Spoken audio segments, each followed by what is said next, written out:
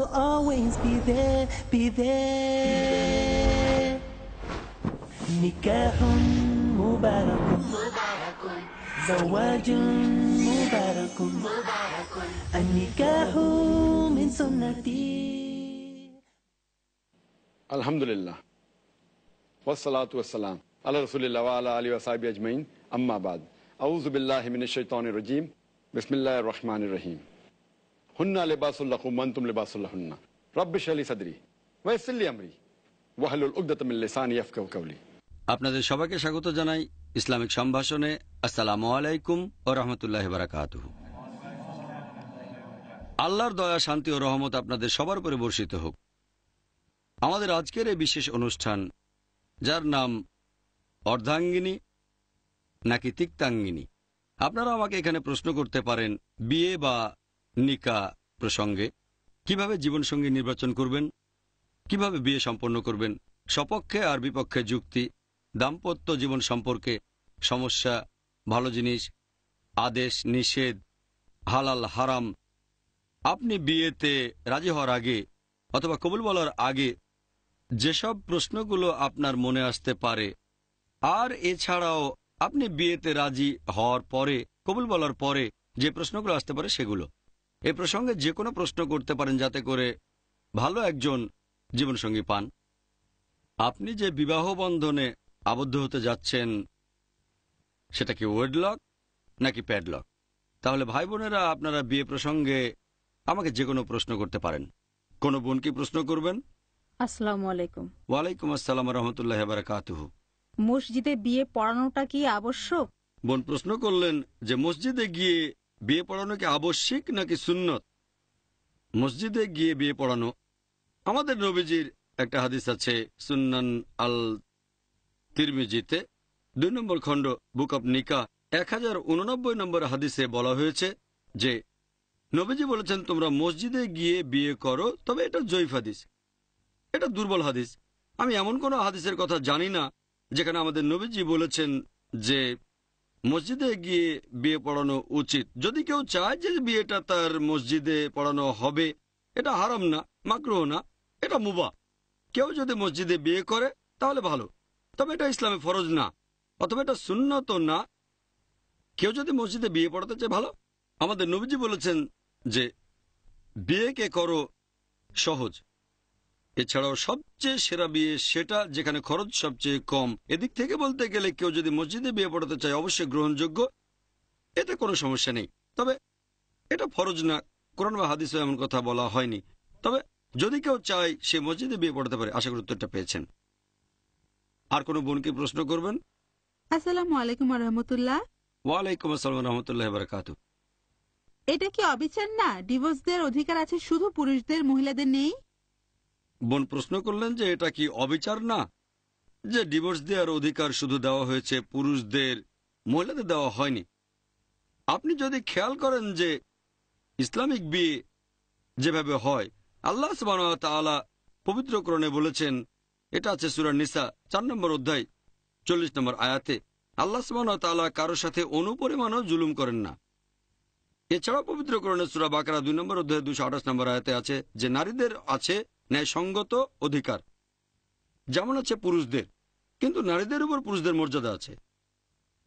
তার মানে পবিত্র কোরআন বলছে পুরুষ আর নারী সমান, তবে কিছু ক্ষেত্রে পুরুষ বেশি সুবিধা পায়। এছাড়াও আমাদের নবীজির একটা হাদিস আছে যে মাকে বেশি সম্মান করো।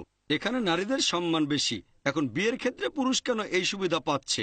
কারণ হলো যখন কোনো বিয়ে অনুষ্ঠিত হয়, এখানে হবু স্বামী আর হবু স্ত্রী দুজনের সম্মতি গুরুত্বপূর্ণ।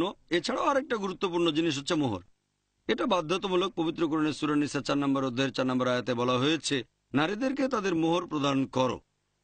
আর তার মানে একটা বিয়ে আইনসিদ্ধ হতে গেলে মোহর আবশ্যিক। তাহলে বিয়েতে মোহর দেওয়া হচ্ছে। হবু স্ত্রী ইচ্ছে মতো দাবি করতে পারে। পবিত্র কোরআনের সূরা নিসা 4 নম্বর অধ্যায়ের 20 নম্বর আয়াতে আছে মোহর হিসেবে অগাধ সম্পদও দেওয়া যায়। যখন একটা বিয়ে অনুষ্ঠিত হয় সেখানে পুরুষ অর্থনৈতিকভাবে ক্ষতিগ্রস্ত হয়, সে মোহর দিচ্ছে। যখন সে মোহর দিল, তারপর ধরেন মহিলাদেরও ডিভোর্স দেওয়ার অধিকার আছে, সে ডিভোর্স দিয়ে দিল। ক্ষতিগ্রস্ত কে হবে? হবে পুরুষ। আর যখন ডিভোর্স দেওয়া হয়ে গেছে মেয়েটা আবার বিয়ে করতে পারে, বিয়ে করলে সে নতুন মোহর পাবে, আর ছেলেটা বিয়ে করলে সে নতুন মোহর দেবে। তাহলে আর্থিকভাবে বিয়েতে মেয়েরা সিকিউরড। এগুলোর উপর ভিত্তি করেই এই নিয়মটা হয়েছে। আল্লাহ সুবহানাহু ওয়া তাআলা ডিভোর্স দেওয়ার অধিকারটা দিয়েছেন পুরুষদের। এছাড়াও পবিত্র কোরআন বলছে সূরা নিসা 4 নম্বর অধ্যায় 34 নম্বর আয়াতে, আর রিজালু কাওয়ামুন আলান নিসা, অর্থাৎ পুরুষ হলো নারীদের সাহায্যকারী, কারণ আল্লাহ তাদের নারীদের উপর শ্রেষ্ঠত্ব দিয়েছেন। এই আয়াতের অনুসারে যেহেতু পুরুষ হলো কাওয়াম, তাই পরিবারের সে নেতা, আর স্বাভাবিকভাবেই ডিভোর্স দেওয়ার অধিকারটা এটা আছে পুরুষদের, কারণ সেই পরিবারের লোকজন দেখাশোনা করে। তার মানে এই না যে মহিলারা তাদের অধিকার দাবি করতে পারবেন না। নিকাহনামাতে যদি স্ত্রী চায়, সে শর্ত দিতে পারে যে আমিও ডিভোর্স দেওয়ার অধিকারটা চাই, কারণ এমনিতে এই অধিকার পুরুষের। তবে স্বামী যদি তার হবু স্ত্রীকে এই অধিকারটা দিতে চায়, সে দিতে পারে। তাহলে নিকাহনামায় যদি স্ত্রী চায়, সেও একটা শর্ত জুড়ে দেবে, তাহলে স্বামী রাজি হলে এই শর্তটা সে দিতে পারে, তখন দুজনেরই অধিকার থাকবে। তবে না থাকলে সাধারণ নিয়মে যদি অন্য কিছু বলা না হয়, তাহলে অধিকারটা স্বামীর। তা না হলে আমাকে একটা নতুন লেকচার দিতে হতো ইসলামে পুরুষের অধিকার। আশা করি উত্তরটা পেয়েছেন। আর কোনো বোন কি প্রশ্ন করবেন?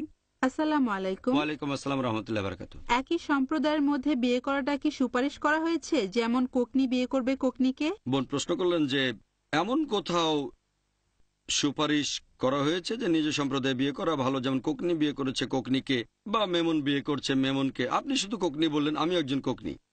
যেমন শেখ বিয়ে করছে শেখকে, অথবা সৈয়দ বিয়ে করছে সৈয়দকে।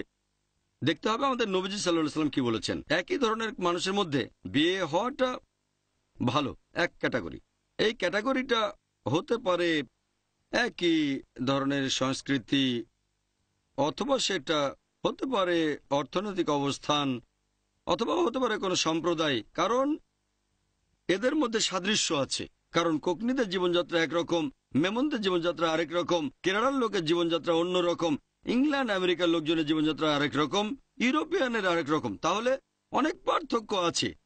তাই এক হলে ভালো, তবে ফরজ না।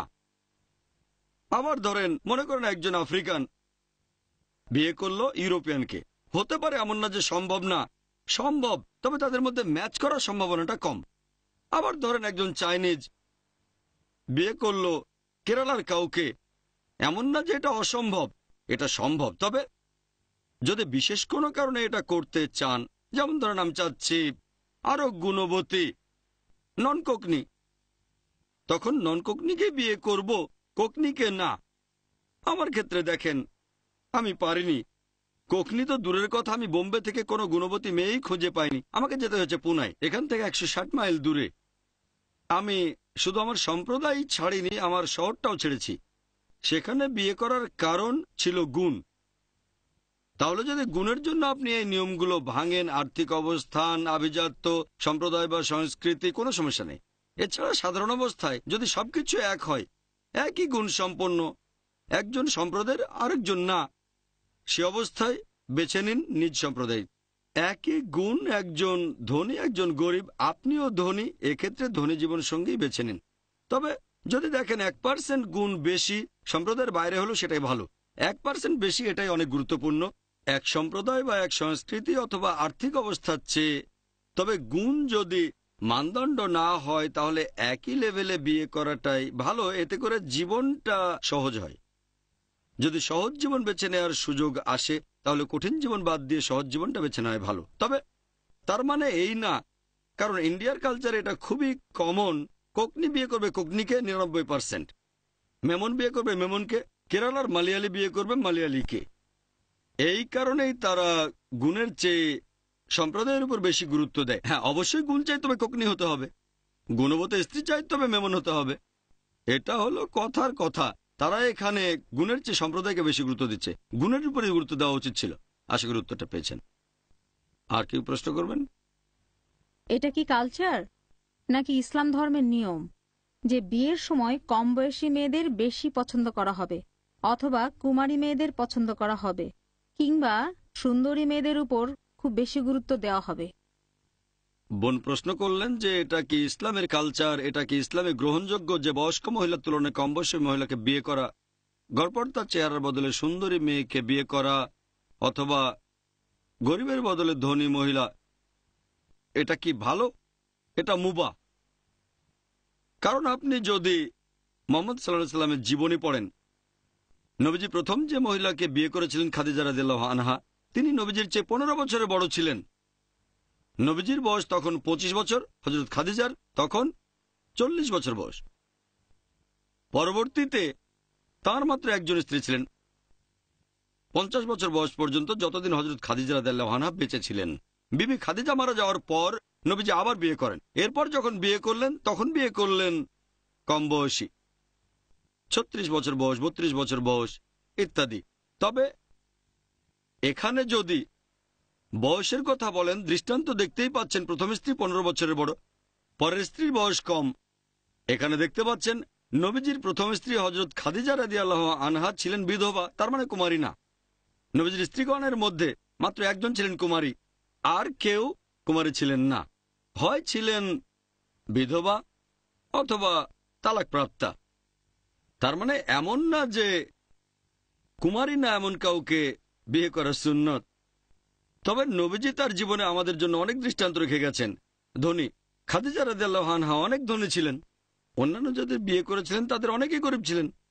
তাহলে নবীজি বিয়ে করেছেন ধনী মহিলাকে, বিয়ে করেছেন গরিব মহিলা, বয়স্ক মহিলা, কম বয়সী মহিলা, কুমারী, কুমারী না, অনেকে তালাকপ্রাপ্তা এবং বিধবাও ছিলেন। তাহলে দেখতে পাচ্ছেন এক সম্প্রদায়, আমার মতে এটা মুবাহ, এটা আপনার ব্যক্তিগত পছন্দ। আমাদের নবীজি সাল্লাল্লাহু আলাইহি ওয়াসাল্লাম বলেছেন, এই কথা আগে বলেছি, এই হাদিসটা আছে সহিহ বুখারীতে 7 নম্বর খণ্ড, বুক অব নিকাহ, 5090 নম্বর হাদিস, যে আমাদের নবীজি সাল্লাল্লাহু আলাইহি ওয়াসাল্লাম বলেছেন, যখন কেউ বিয়ে করে সে 4টা জিনিস দেখে: সৌন্দর্য, সম্পদ, আভিজাত্য এবং গুণ। এগুলোর মধ্যে সেরা হচ্ছে গুণ। কেউ যদি সৌন্দর্য দেখে সেটা হারাম না, কেউ কম বয়সী স্ত্রী চাইলে সেটাও হারাম না, কেউ সম্পদশালী স্ত্রী চাইলে এটাও হারাম না, অভিজাত পরিবারের স্ত্রী চাওয়াটাও হারাম না। তবে এগুলোর মধ্যে গুণ হচ্ছে সেরা। গুণের উপর গুরুত্ব সবচেয়ে বেশি। যদি এমন কোনো গুণবতী মেয়ে পান যে কম সুন্দরী, এখানে সৌন্দর্যের চেয়ে গুণের উপরেই বেশি গুরুত্ব দেবেন। তাহলে গুণবতী কম সুন্দরী স্ত্রী সুন্দরী আর কম গুণের স্ত্রীর চেয়ে ভালো। গুণের উপরই গুরুত্বটা সবচেয়ে বেশি। ইসলাম ধর্মে এগুলো ছাড়া অন্য মানদণ্ডের উপর গুরুত্ব দেওয়া হয়নি। আর গুণের গুরুত্বের কথা যদি বলতে হয়, এটা নিশ্চিত করে বলা যায়। আশা গুরুত্বটা পেয়েছেন। nikah